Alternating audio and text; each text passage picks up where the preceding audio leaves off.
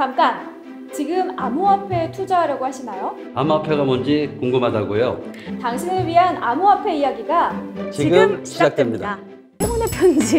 행운의 편지보다 더 어마어마한 거예요. 이 편지는 세상을 바꾸는 거예요. PC 한 대로 돌리면 140년 만에 한 번 1등이 돼요. 네, 포기를 하도록 하겠습니다. 근데 분명한 거는 아마 지금보다 더 많이 발전이 있을 거다.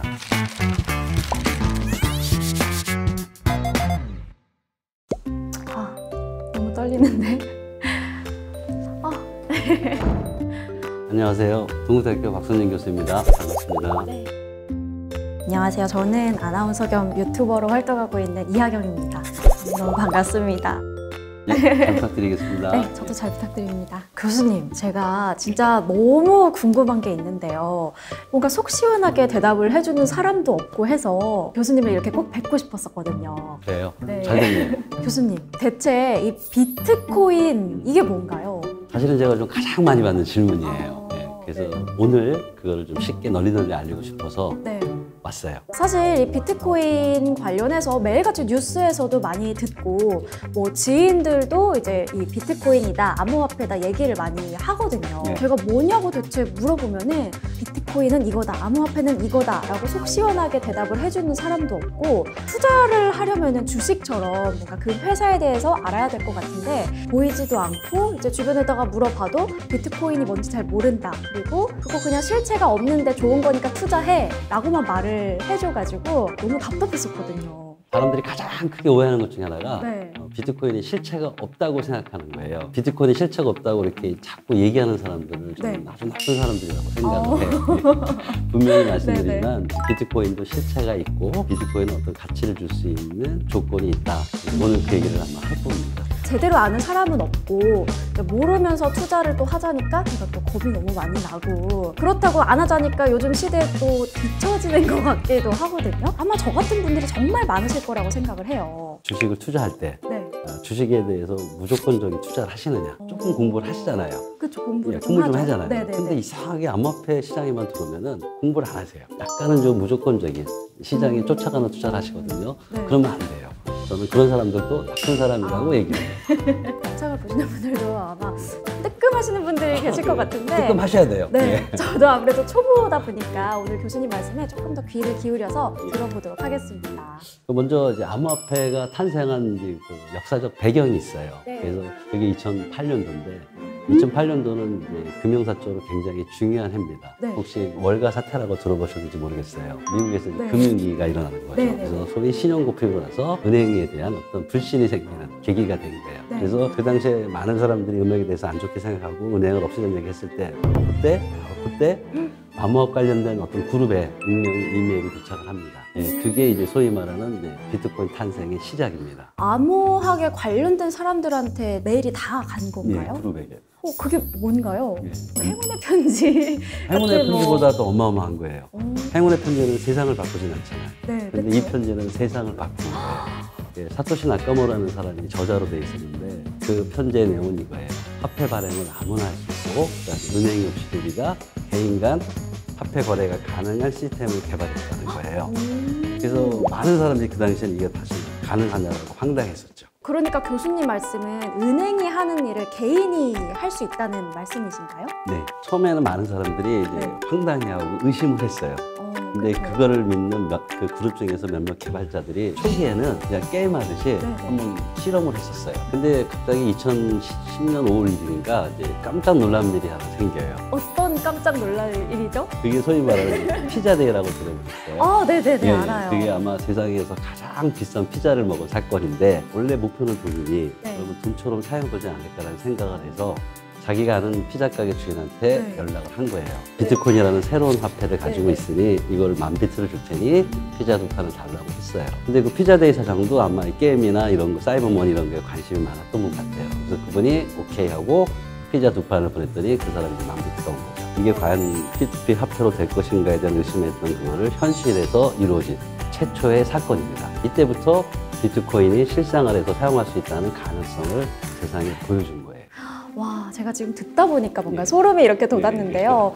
아, 이게 비트코인의 시초라고 할 수가 있겠네요. 헷갈리는 게 있는데 이 암호화폐, 뭐 가상화폐, 디지털 자산 이렇게 다양한 용어들이 있잖아요. 근데 이 중에 대체 뭐가 맞는 거예요? 원래 원어가 크립토 커런시예요.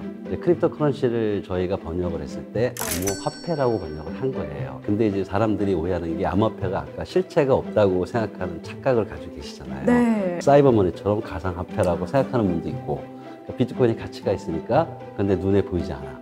그래서 가상자산 이런 용어를 쓰는 경우도 있어요. 우리는 암호화폐라고 용어를 쓰면 되세요. 네. 비트코인의 출발점을 또 얘기를 해주셨는데 일단 시작부터 저는 너무너무 재밌거든요. 근데 아까 메일을 보낸 사람이 은행이 아닌 개인끼리 이제 거래를 하자고 했다고 말씀을 해주셨는데 이게 은행은 사실 제가 생각했을 때 정말 믿을 수 있는 그런 기관이잖아요.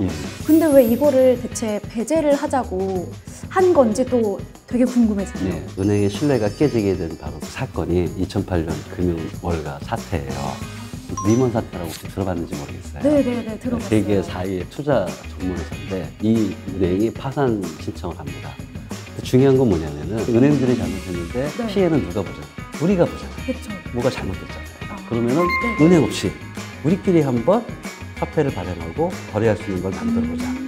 그럼으로써 나오게 된 거예요. 정말 이렇게 조근조근 설명을 잘 예, 해주셔서 예. 속속 이해가 되는 것 같아요. 은행이 없이 개인끼리 하면은 또 수수료도 없고 예. 그런 거잖아요. 은행을 없애고 더불어 함께 하다 보면은 아까 말한 금융기관의 권력에 의해서 먹는 수수료를 우리가 낼 필요가 없잖아요. 아, 그쵸. 예, 그러니까 우리한테는 좋아지죠.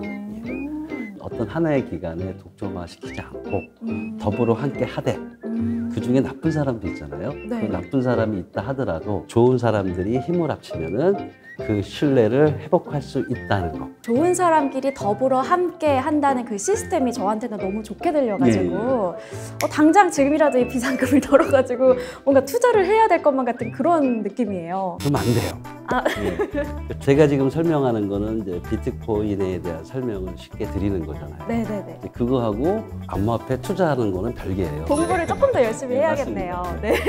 교수님, 이 비트코인이 뭐 1,000원, 10,000원처럼 우리 눈에 보이는 그런 지폐는 아니잖아요. 이게 온라인에만 존재하는 돈인 거죠. 예, 맞습니다. 지폐가 현실에 사용되는 거라면 비트코인은 이제 온라인에서 사용되는 거죠. 포인트도 온라인에서만 쓰는 거잖아요. 맞아요. 게임에 보면 사이버머니 있잖아요. 맞아요. 예, 그것도 머니라고 이래요. 현실에서 보이는 게 아니고 현실에 사용하는 게 아니라 온라인에 사용하는 거잖아요. 예, 비트코인도 일종의 온라인에 사용하는 화폐다. 이렇게 생각하면 되는 거예요. 또 하나의 궁금증이 있는데 네.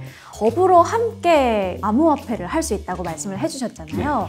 그러면은 이 채굴도 제가 할 수도 있는 거겠네요? 할 수 있어요.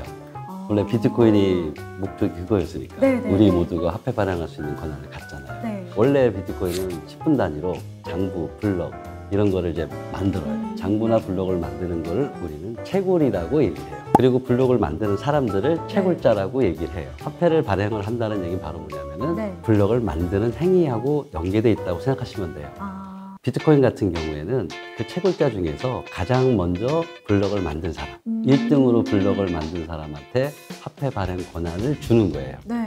네. PC 한 대로 블럭을 만드는 거하고 네. PC 두 대로 블럭을 만들 때 PC 두 대로 만드는 게 빠르기가 2배가 되잖아요. 그쵸. 그러니까 1등이 되려면은 PC가 많으면 돼요. 그러면은 일반 개인들은 돌릴 수 있겠어요? 힘들죠. 네, 돌릴 수는 있지만 네. 1등 할 확률이 거의 없어요. 제가 이론적으로 한번 따져봤더니 PC 한 대로 돌리면 140년 만에 한 번 1등이 돼요. 140년이요? 예, 예. 그러니까 할 이유가 없잖아요. 140년은 조금 힘들 것 같아서 제가 빠르게 포기를 하도록 예, 하겠습니다.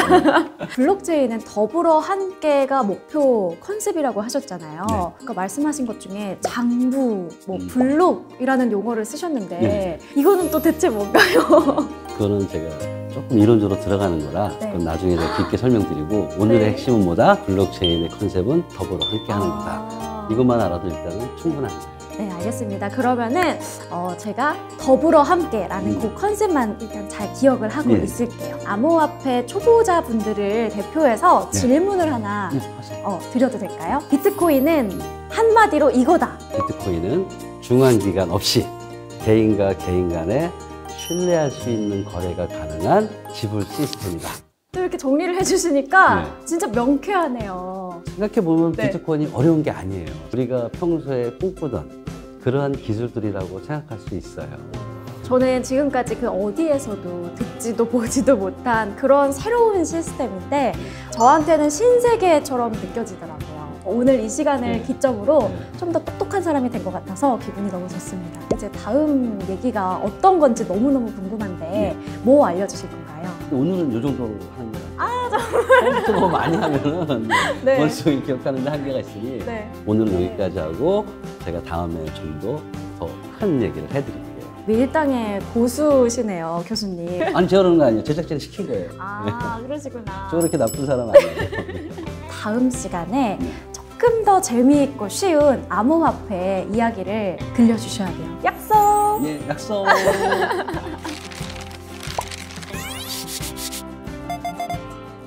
근데 교수님, 저 잠깐만. 그 궁금한 거 하나 더 있는데 또요. 혹시 나카모토라고 말씀하셨잖아요. 예. 그분이 실존하는 사람이에요? 예. 그 사람 엄청 부자 됐을 것 같아요. 제가 추정할 때는 현재 비트코인의 한 20% 정도를 가지고 있을 거니까 개인적으로 20조를 가지고 엄청난 부자죠. 자기가 사토시 나카모토라고 주장하는 사람들이 나타나요. 그래서 아직은 누군지 정확히 몰라요. 암호화폐 미래는 어떻게 될 거라고 예측을 하세요? 저는 굉장히 밝다고 생각해요.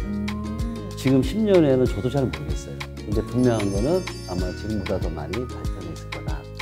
대세의 흐름만 따라가면은 저도 부자가 될 수 있겠네요. 그렇죠. 교수님 다음 시간에 꼭 오셔야 돼요. 예. 제가 이렇게 질문을 많이 하더라도 네. 꼭 오셔야 돼요. 아시죠? 제가 약속했잖아요. 다음 시간에 봬요. 네, 알겠습니다. 오늘 너무너무 감사합니다. 예, 수고하셨어요.